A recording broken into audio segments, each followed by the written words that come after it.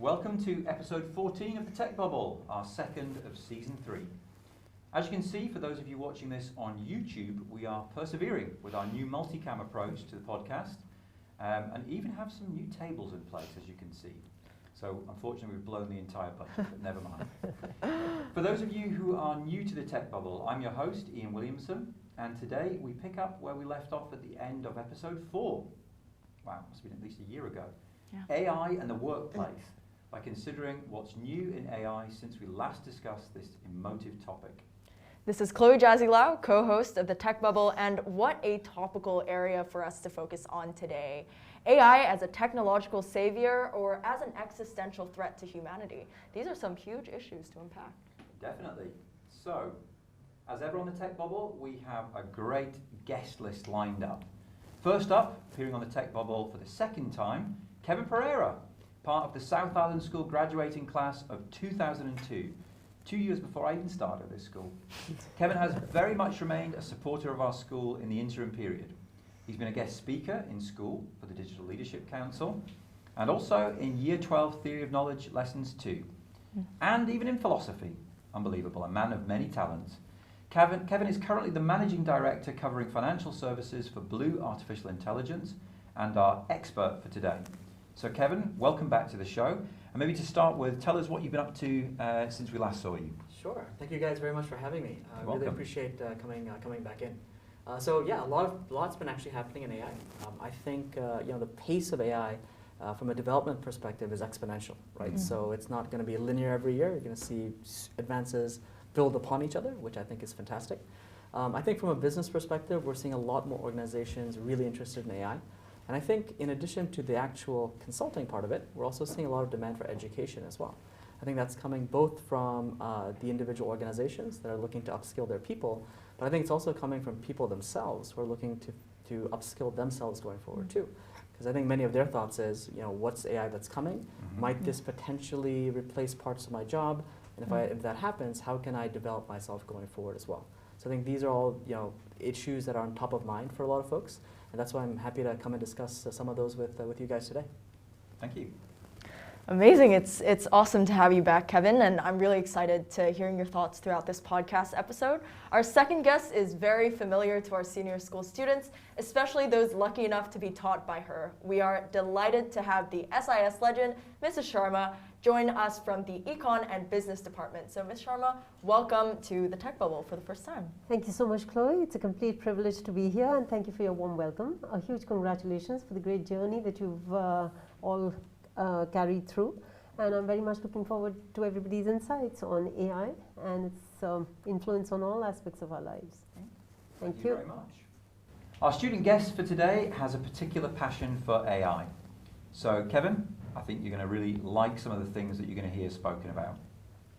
Amarnath Rekhi in 10N2 is one of the most passionate advocates for EdTech in school, having single-handedly set up Tech Connect, a club for like-minded students in which Amarnath has sought to introduce a range of fun new applications into the teaching and learning process, such as, and here's a big list for you, Quaggan, AI Duet, Leopoly, Brush Ninja, sounds scary, 3D/SketchUp. Not satisfied that she's attracted about 10 other students to help support the advancement of Tech Connect, and that's just the instructors, by the way. She's now decided to expand her offering to students in Primary 6 at 2 of our feeder primary schools, Quarry Bay and Bradbury. Amarnath, welcome to the Tech Bubble. Thank you so much, Mr. Williamson, for the kind words. None of this would ever have been possible without your support and guidance, and I feel privileged to be in the company of such successful individuals. Thank you so much for inviting me. I'm blushing. Yeah, me too. Thankfully, I'm wearing a mask. So, Amarnath, after an intro like that from Mr. Williamson, I think it would be really helpful for Kevin and Mrs. Sharma here to learn a bit more about your work at the Digital Leadership Council and Tech Connect using AI. So I'm curious to know a few things. Firstly, what sparked your initial interest in AI? It feels like you have a lot of involvement in this space, so I'd love to learn more about that. And you've introduced so many apps and AI-related tools into school, whether through Tech Connect or through other parts of the curriculum. So what's your favorite? Those are some very interesting questions. When I look back on my childhood, some memories strike out more than others. And one of these such memories is when I, as a child at 4 years old, first came to Hong Kong. Now, the beauty of being 4 years old is that everything is a miracle. So when I first witnessed a Robots in Motion Expo in 2012, as a curious and impressionable child, I was mesmerized by Geminoid F. This was a life-size female robot who could engage in conversation and even sing. And for me, as a 4-year-old, the lady I saw did not look like a robot. It was the most beautiful and sophisticated robot that I had ever seen, with human-like characteristics, and it completely changed my perspective of the human world. The beauty of something that was man-made, but so close to humanness, created a sense of amazement, and I was intrigued as to how humans can create something artificially that is so close to life. This stayed in my mind ever since I was very young, although I was not consciously aware of it, and did not actively seek to learn much more about AI. Much later, when I was in year 9, I joined the Digital Leadership Council. In complete honesty, I joined the council by mistake, but it was definitely one of the best mistakes I ever made. Joining the DLC connected me with a group of students who all shared the love and passion for technology. In the DLC, I also met Mr. Williamson, who was a complete inspiration for me, as he is for every single student who is fortunate enough to meet him. His passion and excitement for technology was infectious and rekindled my own interest in AI. Mr. Williamson has not only constantly encouraged me, but has always been extremely generous with his time, advice, and unconditional support, and I definitely don't think that TechConnect could ever exist without him. Regarding the second question, the app that excites me the most is Gauguin. Gauguin is an image maker which uses deep learning AI to convert a sketch into a photorealistic image. The beauty of Gauguin is that it does not stitch together pieces of other images or cut and paste textures, but instead it actually synthesizes new images. This idea that a program can go through the same creative process as a human leaves immense space for innovation. Most people feel that creativity is humanity's only advantage over AI, but this program shows that AI is slowly but surely crossing the bridge. And that was Amanat's attempt to try and score an A star. All right. And she was very successful, by the way. I know that in terms of the teaching and learning, which comes from AI apps of this kind, Amanat, that you haven't stopped just at students. I believe that you met with Ms. Rodriguez and also Ms. Nicholas a few weeks ago. So you were making, I think, some suggestions about how some of these apps could be used in INSOC. So can you tell us a little bit about the conversation that you had and how you would envisage AI apps being used in this faculty in the future? When I was in year 9, I studied personhood in the philosophy unit in INSOC, and at the same time I had also started TechConnect. Now for me, TechConnect has not only been about teaching, it's also where I've learned, explored, and grown as an individual. During one of my sessions on chatbots, I realized the connection between chatbots and personhood, and I started questioning why corporations are granted personhood when chatbots, which are much more human-like, are not. This prompted me to reach out to Mr. Williamson, who helped me get in touch with the INSOC department. I met with Ms. Nicholas, Ms. Rodriguez, and Ms. Tyrell, who were very receptive to my line of thinking. They invited me to revamp the curriculum to incorporate the understanding of chatbots and AI, and I met with them on Tuesday mornings where we developed the changes to the curriculum. Going forward, Year 9 students will study not only personhood in animals, but also personhood in AI. They will go through the process of investigating the personhood of chatbots and will learn about theories around this as well. Consequently, there will be a variation in the assessment task 2, where students will have the ability to choose between writing about animals or AI. I think ultimately the biggest problem with education has always been that we are trying to teach and prepare the future generations, but we don't have any knowledge of what the future actually will be like. And that is why we need to expose the students to a wide array of technological advancements available today to equip them for the world of tomorrow. Yeah, this really fits with something we've been discussing on the DLC for the past 2 years, actually, Amana. So thank you so much for your contributions. Everything you've mentioned is amazing. And at the DLC and SIS in general, we've had amazing opportunities for students to take control of their own learning and explore different approaches to technology as you have. And last year's Internet Safety Week was an amazing example of this, where students came together to create resources around data privacy for year 7s to year 10s.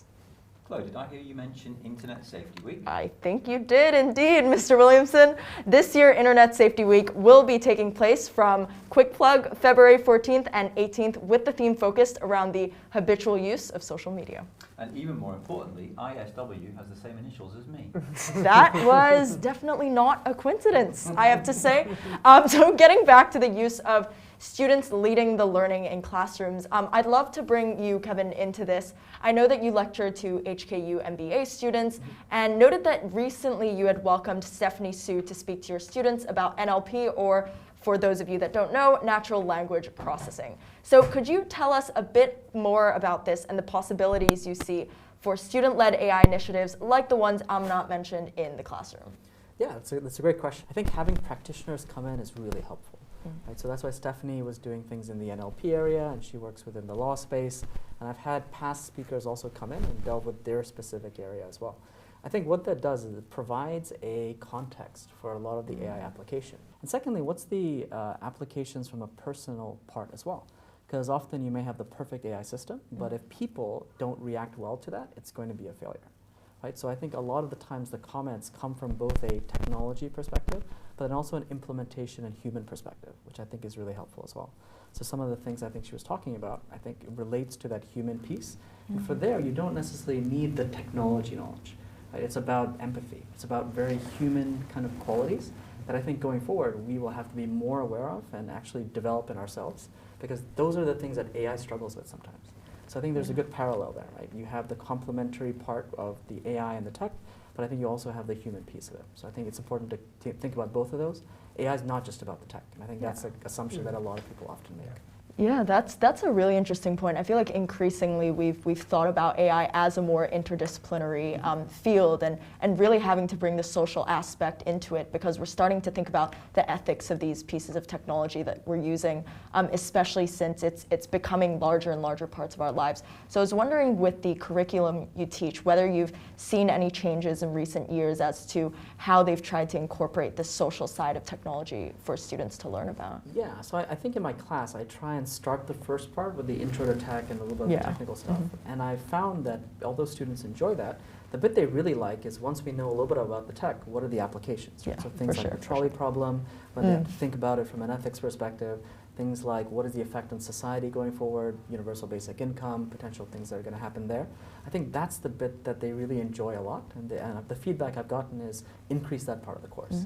But again, you can't do that until you've taught the AI part, right? So there's always that balance that I'm kind of running. But I think where you see that intersection, and recently I've tried to do more of this, is in the humanizing part.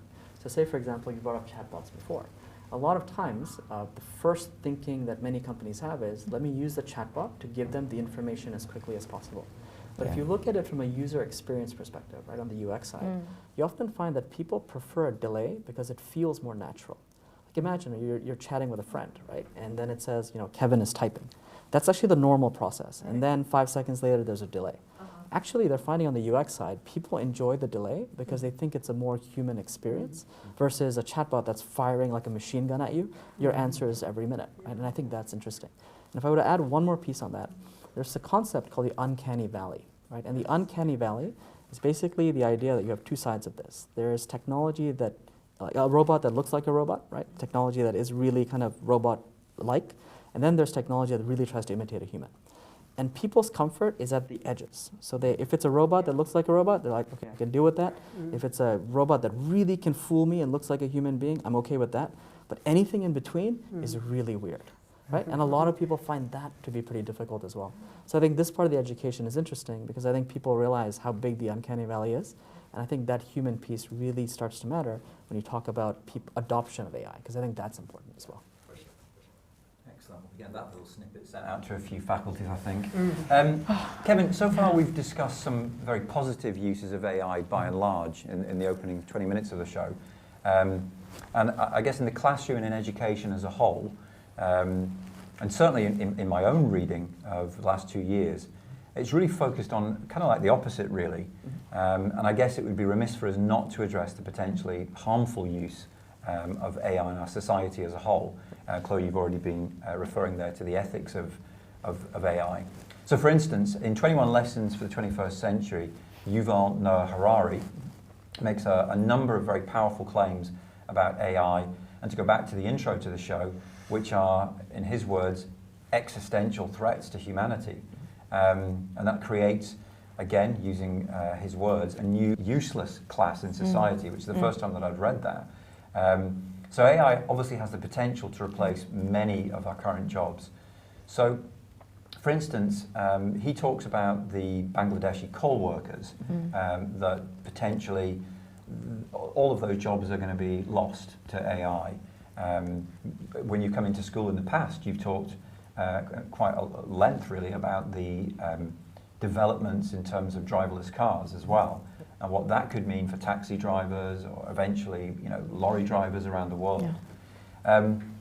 So I guess from our perspective here on the tech bubble, where do you see the biggest challenges for us as a species in dealing with the consequences of AI, as we move further into the century? Okay, well, I take a 36-hour course on this stuff, so let me try and condense it into a very small amount of time. A couple of points here. I think number one, with jobs specifically, there's this idea of augmentation versus substitution. Okay? I think actually if you really think about a lot of jobs out there, there's very few that will have full substitution. I think the driver part is one, okay? But most other jobs will have some human piece involved, maybe less so than before, but at least they will have some human piece there. Yep. So I think that's one area to at least calm yourself down a little bit, that it's not going to all become robots tomorrow. Right? So I think that's a relief. Okay. I think the second part with regards to the threat, right, and especially on the job side. So I actually see automation not as job automation, but more as task automation. Okay? And why I say that is because every job consists of certain tasks. Some are more automatable, some are less automatable. Things, for example, like a toll booth collector, right? That's very automatable. There's no thinking there. But there are other jobs that there are some parts that can be and there are some parts that can't be. So I think the challenge going forward is going to be those jobs today, how are some of those tasks going to be automated? And for the tasks that come out, what are we going to then put in place there? Right? So a doctor today, I'm willing to bet that the label will still say doctor 10 years from now, but what they do will actually be very different, right? The AI might take care of the diagnosis, the doctor might actually be doing the bedside manner, right? The talking to you part. I think I recently read a quote from a very smart guy who's in the VC space. He was saying in the future we might get doctors from acting school, not from med school. I thought it was interesting because they were talking about skill sets there, right? The idea that some of this is automatable, some of it isn't. So I think the opportunity, and you can call it a threat or an opportunity depending on how you look at it, is to think about what your job is, what are the skill sets that you have, and what is the development path for our skill sets. I think the important part on that development path is today the skill sets that are hard to automate, tomorrow they might be easy. Right, so that's the exponential increase in terms of AI's capability. So I think that's going to mean that the opportunity for human beings is to constantly evolve. Right, that list of hard to automate tasks is going to change, and we have to keep learning. Right, so I actually view it more as an opportunity from a work perspective, but it does mean that the whole one job for your whole life, that's not there now, that's definitely not going to be there tomorrow. And I think that kind of continuous learning is important for a lot of people. And that's why I think organizations, when they come to us and talk about the idea of can we upskill our workforce, that's what they want to do. But they want to make them a little bit more flexible so that even those new jobs of the future that come, they're going to be able to put their people into those. And so I think the new jobs that are coming, those jobs we can't even conceptualize today, the only way we can hedge ourselves is to develop those skill sets that are hard to automate. Because those new jobs will require those. Like I don't know what they are, but in order to be able to do those, you have to have those skills. Whereas I think for other jobs that go by the wayside, I think it's fine. But that's why we have to keep developing and keep continuing to learn. And I think that's really the opportunity for a lot of us in the classroom. I think as educators, but also as people who are in the professional world as well. And I think that's the challenge going forward. Yeah, I think that's an interesting point because the gray area in automation and letting algorithms do the grunt work is essentially, how are these algorithms being built and what sort of data, what training data is being fed into these algorithms?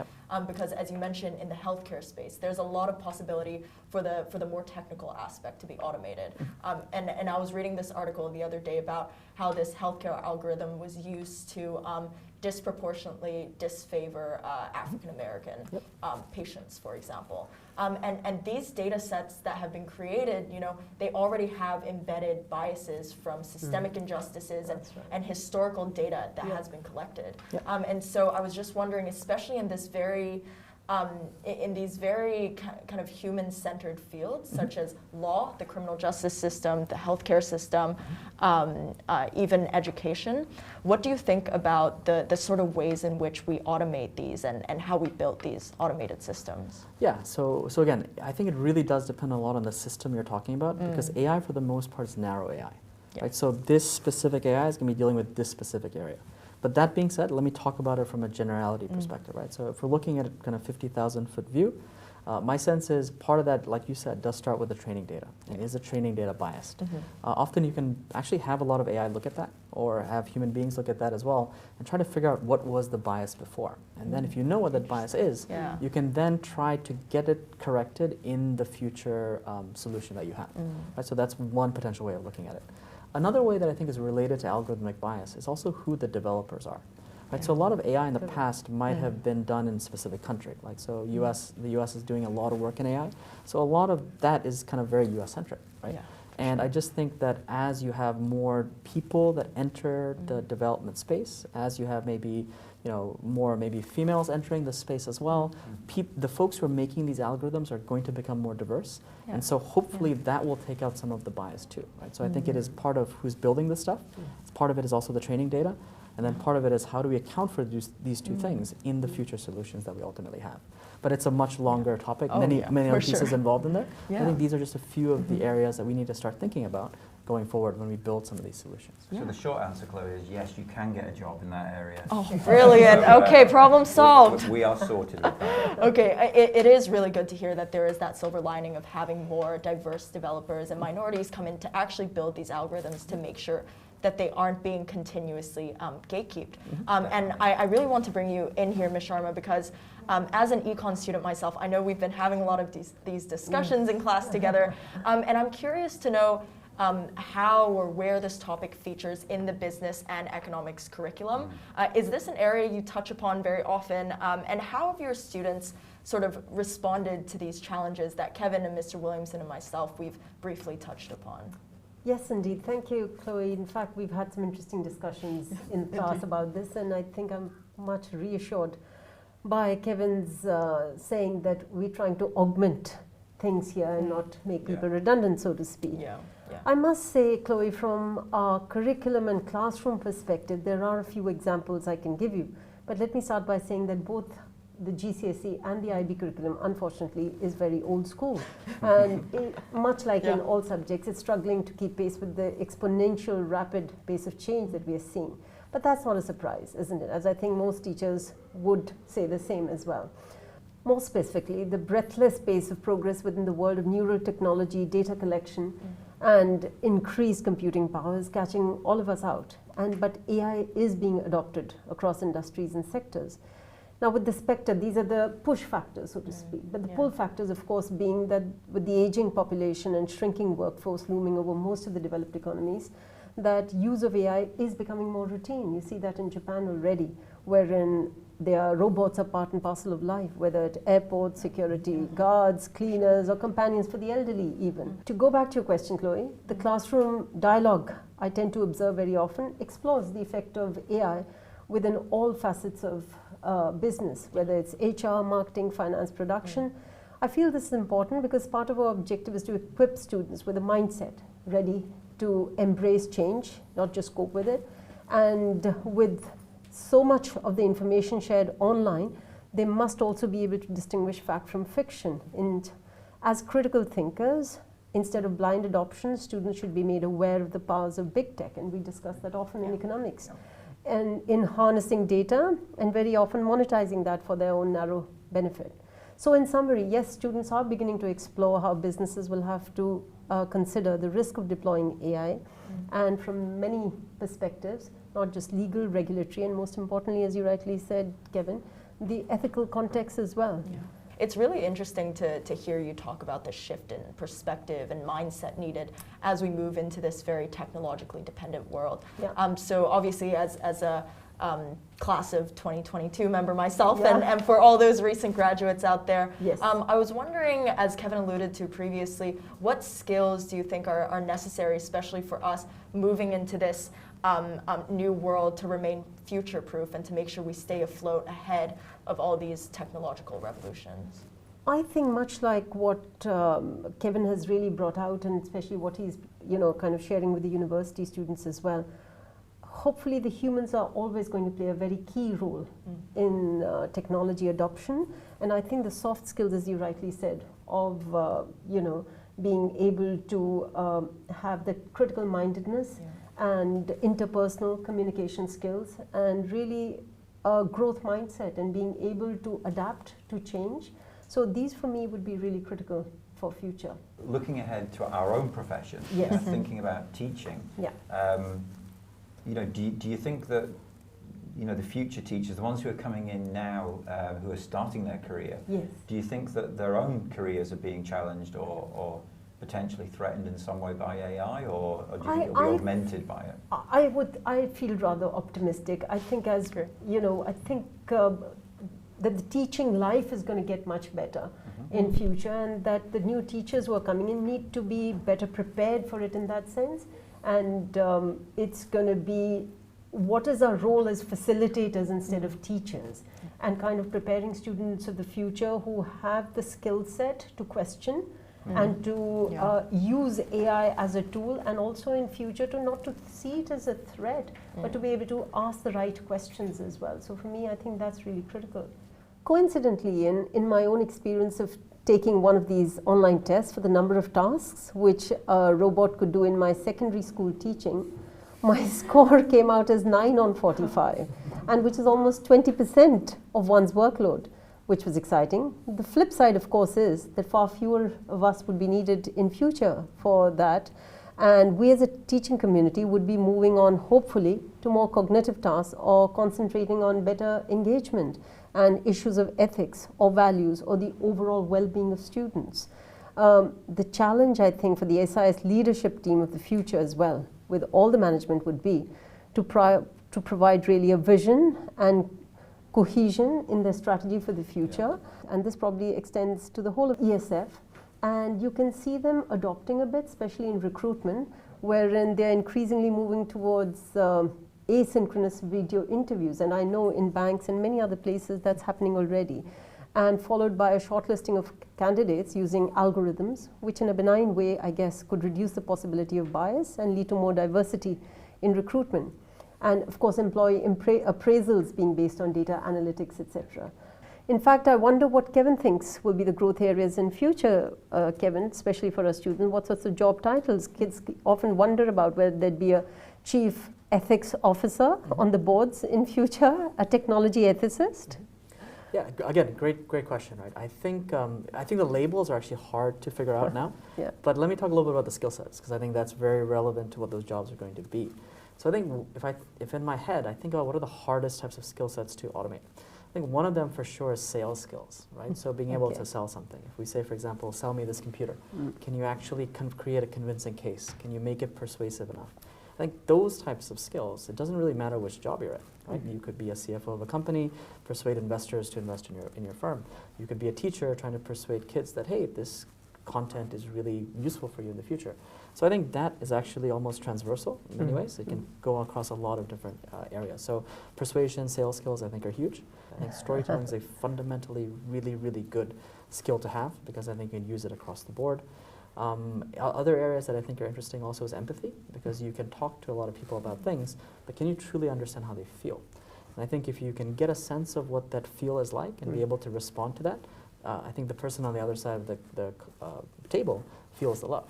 And I think if you look at something like negotiation, for example, it's a prime kind of demonstration of that.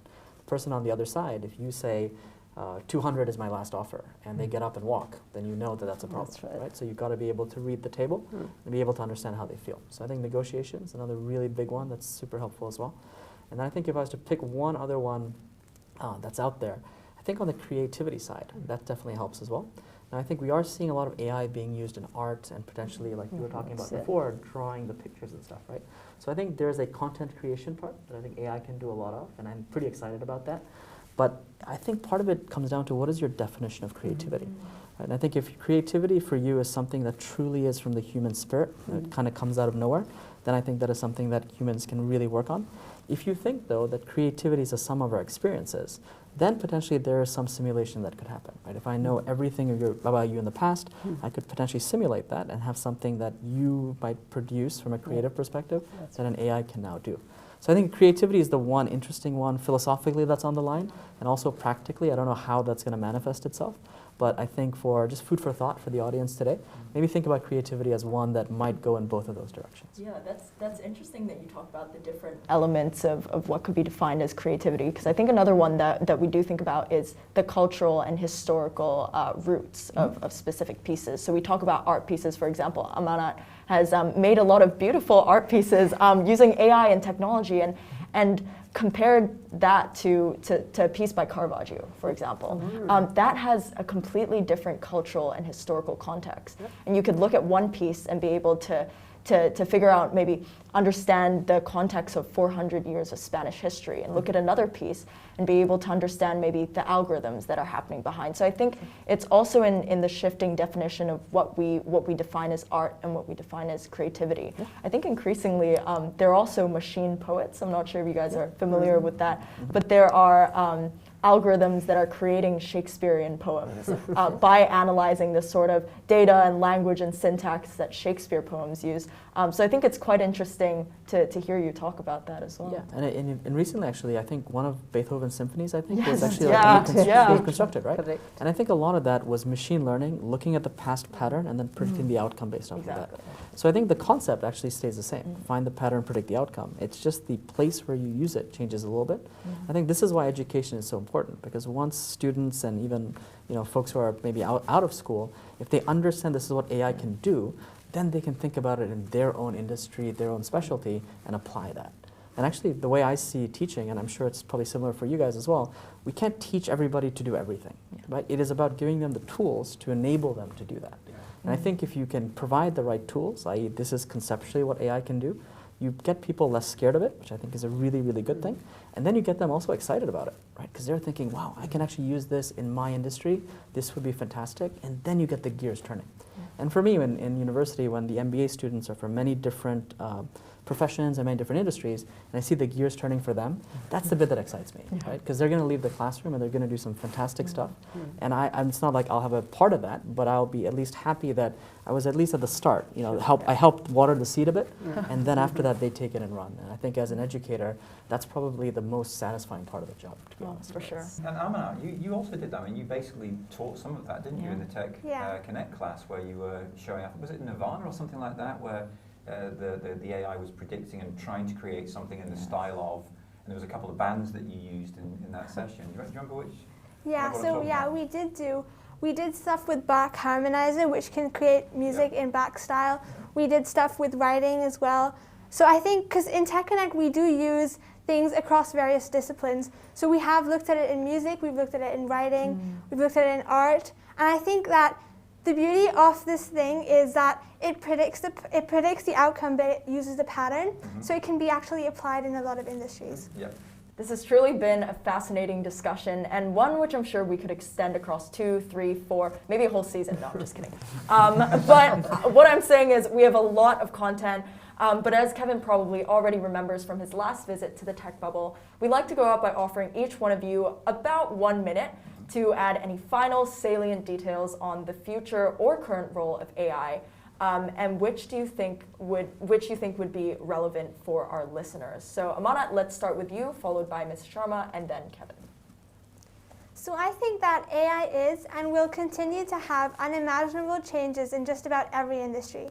We're already seeing that artificial intelligence in our smart devices, our cars, our healthcare system, and even lots of other industries around the world. And I think that with AI comes progression at speeds and costs that are unthinkable.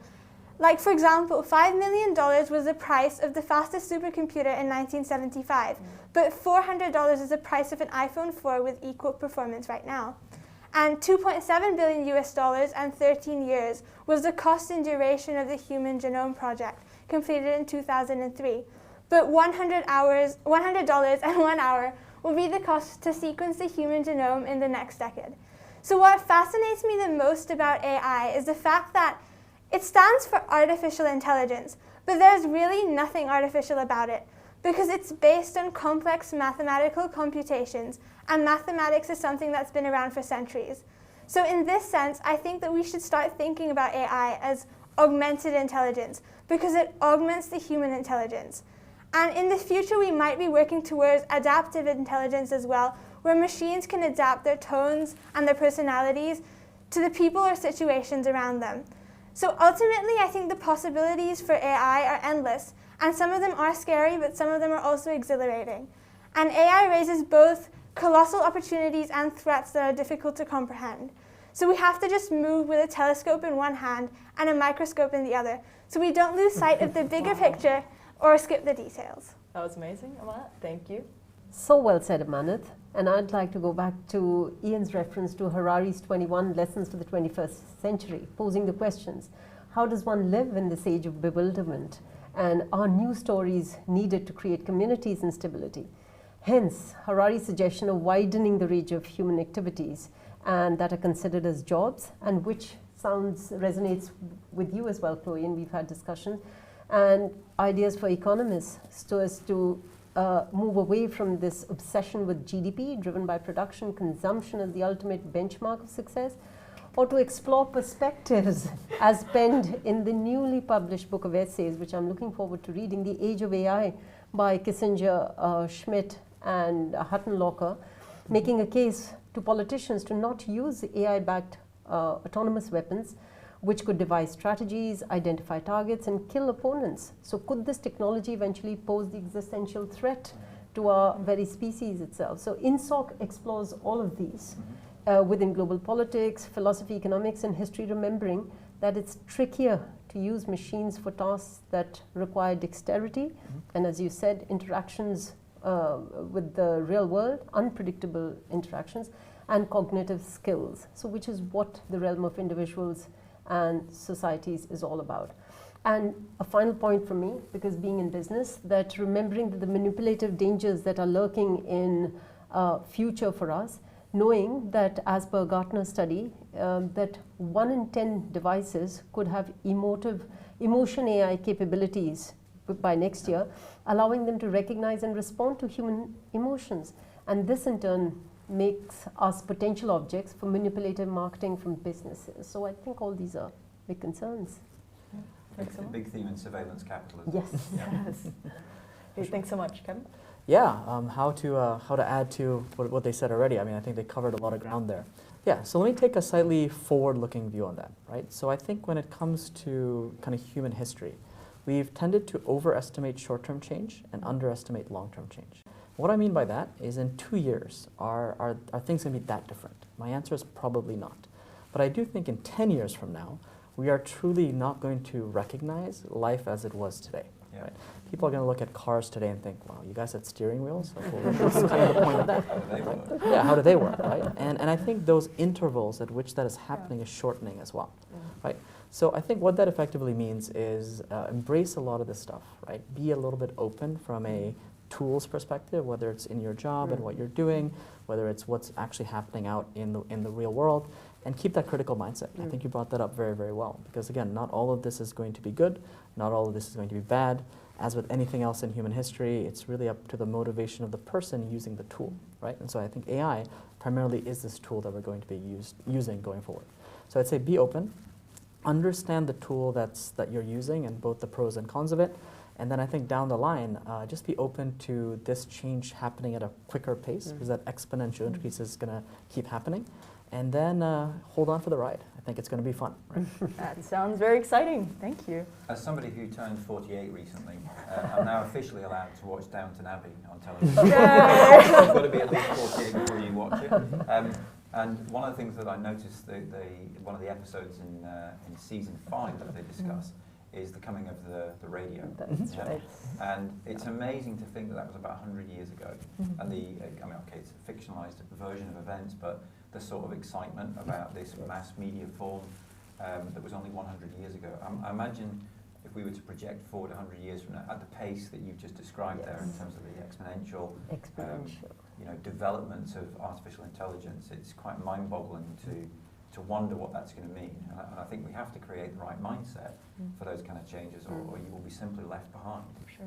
And that's quite a thought going forward. Even looking back, actually, a decade ago, that was when social media really took center stage in the world. That's when social media marketing became a plausible job. That's when these careers started booming that people hadn't even heard of 2 decades ago, and Facebook or Meta now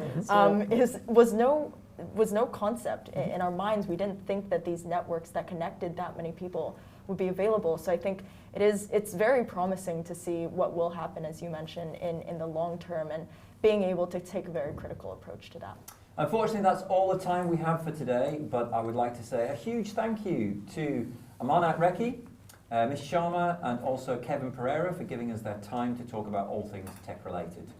Thanks also to our production team led by Emily Wong. This includes Christy Poon, Anakin Wan, Mahika Kandalwal, Vivian Chung, Sophia Yim, Ashika Mamgain, Jasmine Hun, Itish Handa, and Tae Kang Stewart. We'll be back soon with the 3rd episode of the 3rd season with more tech-related content. So, dear listeners, stay safe wherever you are listening or watching the Tech Bubble. And in the meantime, as ever, we'd love to hear your thoughts on the show. What would you like us to discuss? What do you want to hear? If you have any ideas, questions, or feedback, then please write to digileaders@webmail.sis.edu.hk. That's DIGI Leaders. And don't forget to rate or like the show on Spotify, YouTube, or wherever possible. As always, thank you for joining us. Thank you.